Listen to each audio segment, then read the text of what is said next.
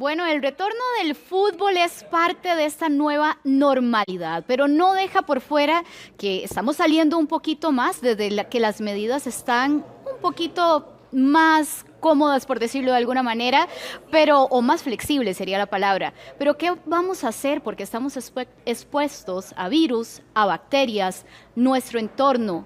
¿Cómo nos protegemos para no enfermarnos y que esta nueva normalidad no sea un peligro para nosotros como sociedad? Hoy el doctor Carlos Estrada, que es neumólogo, nos acompaña en esta mañana. Muy buenos días, doctor, gracias por acompañarnos y nos va a orientar en esta materia, doctor. Con esta flexibilidad de medidas, claro, se ve más gente en la calle. Así es. ¿Qué hacer para que no haya un pico exponencial de casos con estas nuevas regulaciones? Bueno, primero que todo un saludo a todos en su casa, muchas gracias por la invitación y es interesantísimo que ya esta semana hablamos de un tema diferente, ¿verdad? Hemos hablado de una pandemia donde se nos había dicho que es en su casa y ese ha sido el eslogan inclusive que mantenemos, se sigue manteniendo sea como sea, pero hay una flexibilidad mayor. Ya se nos permite inclusive salir en ese nuevo concepto de la burbuja o el núcleo familiar o la persona que usted tenía cercana durante todo este periodo, que puedan salir con esas reglas de oro que mencionó el ministerio, pero el punto es que ya mucha gente está con esa inquietud de salir a la calle, no solo para trabajar, sino que eventualmente pueden salir a hacer sus actividades que no habían realizado o no hemos realizado en prácticamente 2 meses, un poco más. Lo interesante es entender que estamos saliendo en un fenómeno que yo le pongo siempre 3 pilares.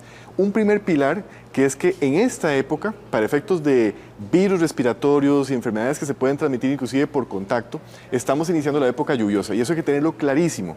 Muchas personas que salen ahorita saben que en la mañana salen calurosos, como ahorita en esta mañana, y ya para la tarde empieza a hacer frío, puede llover, se pone un poco más oscura el cielo, empieza esa posibilidad de que cambie la temperatura, hace que muchas personas se activen tanto de fenómenos alérgicos como que tengan la exposición a algún tipo de virus o, como decíamos ahora, contacto con alguna partícula que podría activarlo.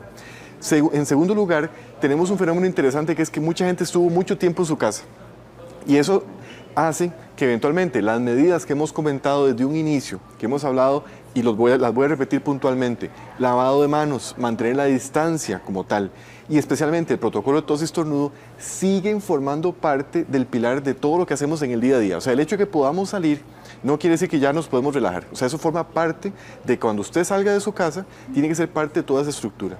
Doctor, sí, hablando justamente de estas nuevas medidas, claro, y ahora que vemos más gente en la calle, muchas de estas personas están utilizando mascarilla. Exacto. Vamos a ver una nota al respecto. Genial. Y comentamos al regreso. Genial, genial. Cientos de ticos decidieron obedecer y protegerse con una mascarilla para evitar el COVID cuando andan en las calles.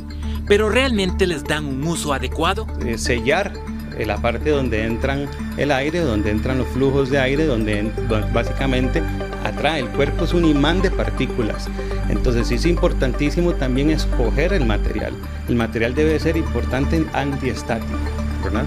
Porque yo estoy atrayendo partículas, ella es antiestática y las partículas van a hacer esto por ser antiestática. Pero lo mejor es simplemente agarrarla de los extremos, literalmente botarla en la basura de manera directa e ir simplemente a lavarme las manos.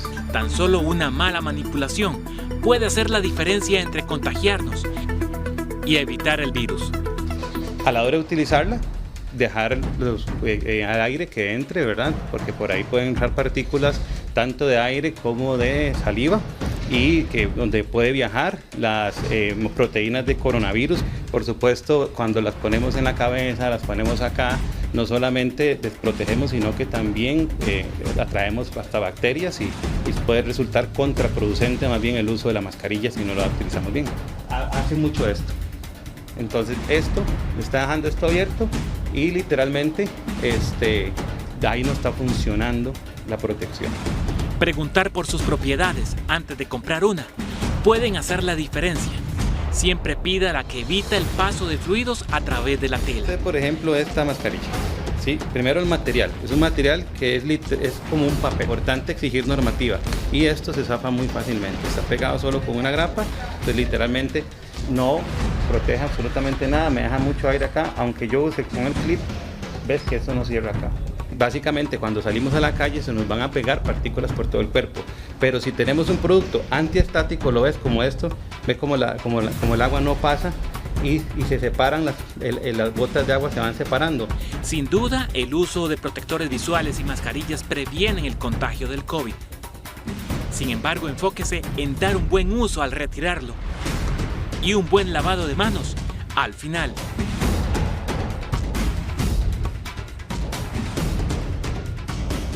Bueno, el periodista lo decía en la nota, hay que darle un buen uso y no solo el retirarlo, yo diría que en todo momento, doctor, porque uno ve y ve las imágenes, la gente pasa tocándose la mascarilla, algunas personas la usan incluso como de diadema o les da calor, se la pasan quitando y se la quitan incluso para hablar porque les estorba. Claro. En realidad, te explicaba ahorita, la mascarilla como una estrategia para protección nació en ambientes de salud, en ambientes de hospitales, centros médicos. Claramente implica un entrenamiento. Te lo decía ahora fuera de cámaras. Uno tiene que entrenarse para utilizarla bien. Eso es interesante porque ya ahora vemos que inclusive el ministerio, ahora que el señor ministro nos da esa directriz de poder utilizarla cuando usted va a lugares de alta exposición, especialmente en transporte público, lugares donde va a estar más de 15 minutos en exposición con personas, se nos da una directriz, pero también se nos educa. Si ustedes ven en la página del ministerio también se dice qué cosas hacer, cómo utilizarla. ¿Por qué? Porque no es algo sencillo, no es algo como que yo te diga que vamos a utilizar un suéter, que todos sabemos colocarnos un suéter. Claro. Las mascarillas ameritan un entrenamiento. Inclusive también diferenciarlas, porque no es lo mismo una mascarilla de tela o un cobertor facial que es de tela, a una mascarilla que llamamos N95, que son mucho más duras, son de protección para uso hospitalario, que se ha dicho claramente esas no son las que usted necesita utilizar si va a salir de su casa, porque estamos hablando de una especie de barrera, que es importante recordar en estos pilares que hablábamos, que es un tercer factor que podría ayudarle a generar mayor barrera, pero no es un protector. Eso tengo que dejarlo clarísimo porque mucha gente sale a la calle, se pone la mascarilla y se siente como invencible, como si fuera Superman. como un Superman, que no Sí. le va a pasar nada, que el virus no lo va a atacar. Recordemos que la mascarilla, la única que es de protección, se llama N95, que es un equipo de protección respiratoria como tal. Las mascarillas de tela, inclusive las quirúrgicas, son para proteger a la otra persona. Si yo me pongo una mascarilla ahorita, es para no pasar partículas, en tu caso que estamos aquí cerca, y lo que hacemos es utilizarlo como un mecanismo adicional de protección, pero muy interesante, porque lo que hace es recordarnos la distancia. Si yo utilizo una mascarilla, lo que estoy recordándome siempre es, debo mantener la distancia, y si por alguna razón estoy en un lugar donde no pude mantener esa distancia, por lo menos que existe una barrera para proteger al otro. O sea, la mascarilla la uso por el otro, no por mí. Ve qué interesante, porque mucha gente las usa y precisamente entonces vemos esos casos donde se la ponen en la frente, Sí. la usan en la barbilla como para sostener la papada. Hasta en la nuca, yo no o sé en qué la se nuca, están o se las usan aquí en los protegiendo ojos para poder respirar por debajo, o andan con la nariz afuera. Ese tipo de situaciones se dan precisamente porque no la utilizamos bajo el concepto que es proteger al otro. Así nació el concepto de la mascarilla y así es como deberíamos utilizarlo, pero en un concepto conjunto, o sea que estamos ya tratando de salir, de integrarnos a las actividades, pero entonces buscamos una protección adicional con ese tipo de dispositivos. Pero hacerlo de una manera correcta. Y hacerlo exactamente de una forma, digamos, bien dirigida. Ahora, doctor, con esa flexibilidad de medidas, hemos visto que ya podemos salir un poquito más tarde en la noche a partir del 15, nos da la libertad de asistir a ciertas actividades o ciertos lugares como los salones de belleza, que tanto se ha hablado de este tema, pero ¿qué se hace en los salones para protegerse a usted y protegerse ellos también a la hora de dar el servicio? Lo vemos a continuación.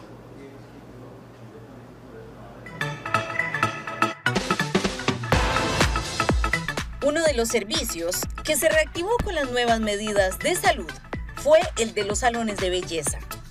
A pesar de esto, muchas usuarias aún tienen cierto recelo de acudir a estos servicios recién abiertos. Ya no iría por mi trabajo y por mis hijos, no iría ahí. Tienen el cuidado de la limpieza entre un cliente y el otro, pues no hay por qué tener miedo, pienso yo.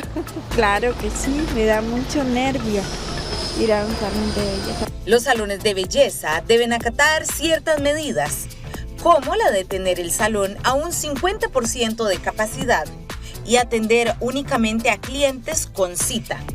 Pero además de esto, los estilistas siguen otras medidas.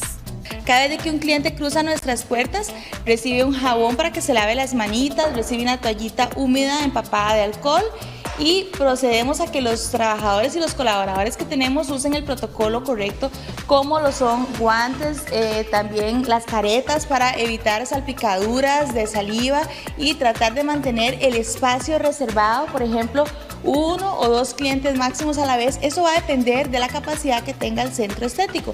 En nuestro caso tenemos 4 sillas, máximo 2 por ocupación por turno. cada vez de que llegamos al salón, las sillas y los mobiliarios que se pueden desinfectar se limpian con agua, jabón y cloro.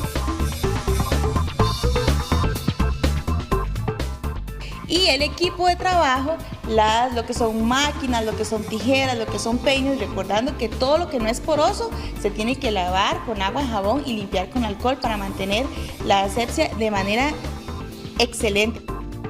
Si usted va a acudir a su cita de belleza, asegúrese de que el salón cumpla con los estándares de limpieza y sanidad. Así podrá tener su cita de belleza con toda tranquilidad. Por supuesto que queremos asistir con toda tranquilidad, por eso la pregunta, doctor, sí. Utilizar careta, utilizar mascarilla y el uso de guantes por la persona que me está trabajando, ¿sería suficiente para evitar un contagio? Ve qué interesante cómo se amplía dependiendo de la actividad. Entonces sí, son medidas de protección adicionales porque claramente en un salón de belleza, primero vamos a tener el factor del contacto, o sea, que todos saben que se va a estar cerca de la persona, número uno. Esa medida de contacto obviamente es una distancia que ya no pudimos romper. Decíamos ahora, la mascarilla permite proteger, la persona que está aplicando los productos o haciendo el corte de cabello, tiene esa mascarilla y protege a la persona que está atendiendo. En segundo lugar, hay un contacto adicional porque tiene que manipular la cabeza, probablemente va a pasar la cara o digamos, las manos van a estar cerca de la cara. Entonces, hay un contacto que recordemos que dentro de las reglas de oro está no tocarse la cara, pero lamentablemente es un trabajo que implica que te tienen que manipular la cara de alguna manera. Entonces, de ahí que los guantes, repito, un guante que se utilice en forma, con cada paciente se descarte, o sea, como lo utilizamos en una práctica médica. ¿Por qué? Porque es una manera de evitar que esas partículas que eventualmente puedan estar en contacto tanto de la persona que está recibiendo el tratamiento de estético como la persona que, digamos, lo va a recibir, esas partículas no estén en contacto o transmitiéndose. Y la careta viene a ser una estrategia interesante, ¿por qué? Porque entonces permite algún grado de limitar esa cantidad de partículas de la persona que recibe el tratamiento cuando está, digamos, hablando, porque sí. Ve qué interesante, aquí hablamos de proteger al cliente, digamos, a la persona que está sentada recibiendo el tratamiento, pero la persona que está ahí muchas veces habla.